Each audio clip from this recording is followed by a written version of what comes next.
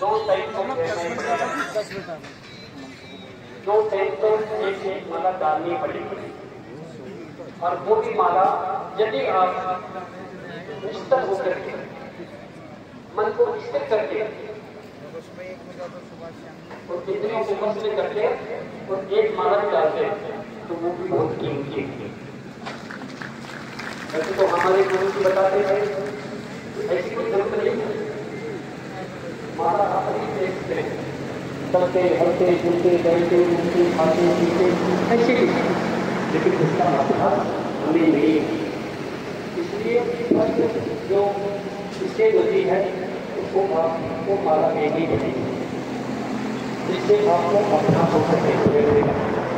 तो धीरे अभ्यास इतना ज़्यादा कर दो कि आपको माले की जरूरत नहीं पड़े, और माला को कभी कभी ले लीजिए, गले में डाल लीजिए, फिर आप मानसिक रूप से उसका जाप करें। आप शादी करा रहे हैं, आप कुछ भी कार्य कर रहे हैं, लेकिन आपकी जो प्राण वायु है, आपका श्वास है, वो कोई काम थोड़ी कर रहा है, वो तो खाली आ रहा और जा रहा है, आ रहा और जा रहा है, सिर्फ दिमाग काम कर रहा है। तो इसलिए श्वास में गुरु का स्मरण करना चाहिए। ऐसे गुरु के नाम की माला कोई भी काम करते हैं, जैसे माता जी ने गुरु मंत्र ले लिया और माता जी के पास तो हजारों काम होते हैं।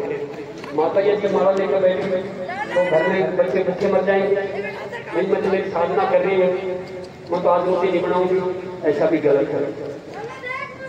तो इस माला का अभ्यास रोज करते हुए फिर आप रोटी करते हुए, रोटी बेचते हुए, सब्जी बनाते हुए, भैंस को पानी पिलाते हुए, भैंस को नहलाते हुए, दूध काटते हुए आप उसका स्मरण करें।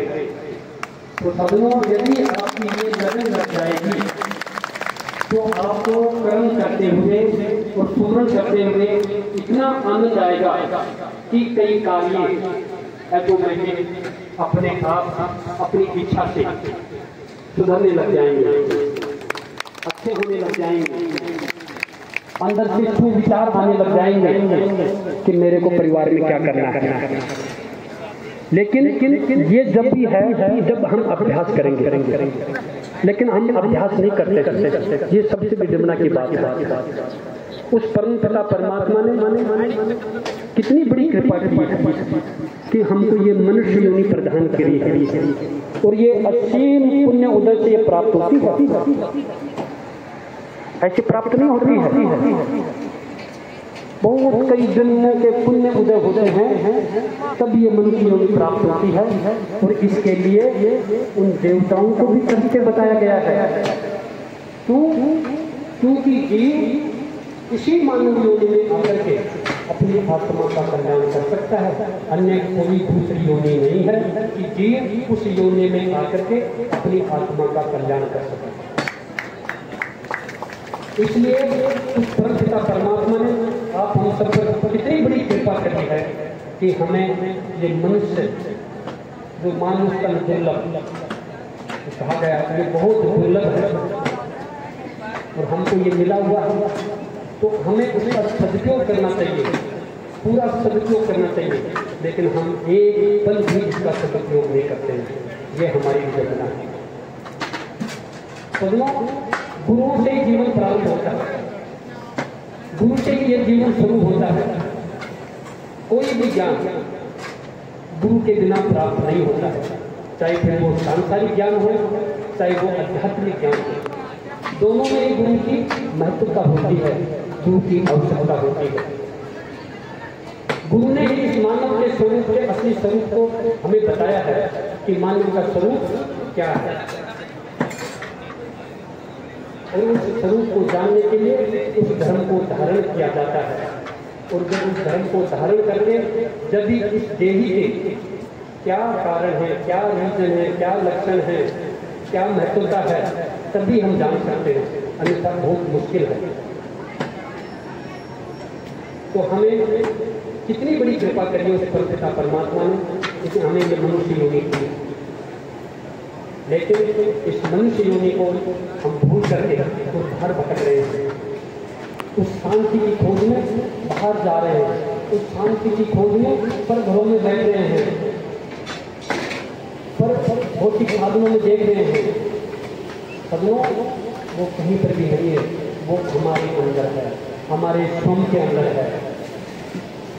और इसी को अर्थ करते हुए हम एक धोवा, हमारे कई किताबों में ऐसे धोवे हैं जो हमें मार्मिक बात कहते हैं। कहा गया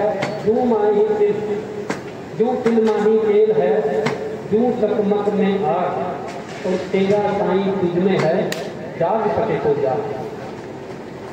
जिस प्रकार तिल के अंदर तेल है लेकिन दिखता नहीं, जो चकमक में आग, जिस प्रकार एक चकमक एक पत्थर आता है उसमें आग है लेकिन दिखती नहीं, और तेरा साईं तुझ में है।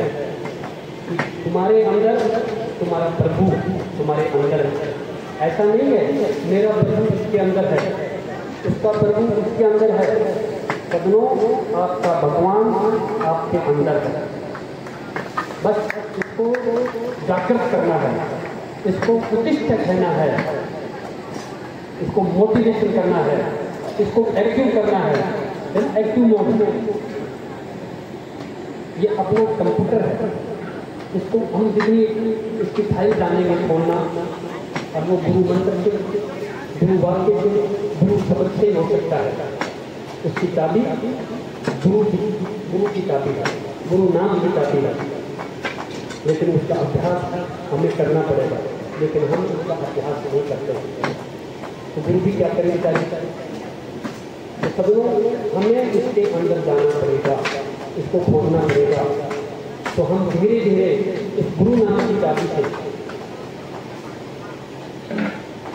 हम अभ्यास करते रहेंगे खोलने का, तो हम एक दिन अवश्य अनुभूति प्राप्त करेंगे कि वास्तव में ही मेरे अंदर वो ही है जो मैं खोज रहा था।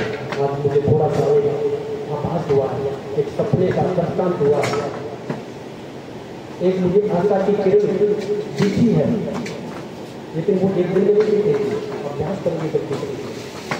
और आपको खुशी होगी, और आप मुझे कहोगे कि आज मेरे सामने ये हुआ। तो ये सब अभ्यास से है। जब तक हम अभ्यास नहीं करेंगे हमें ये मुश्किल प्राप्त होगा। तो सब लोग हमें अभ्यास करना चाहिए। जैसे एक बार एक युवा था और एक फ्रूट लगाने वाला एक रेडी वाला था, वो ज्ञान की करता ज़्यादा जानता था।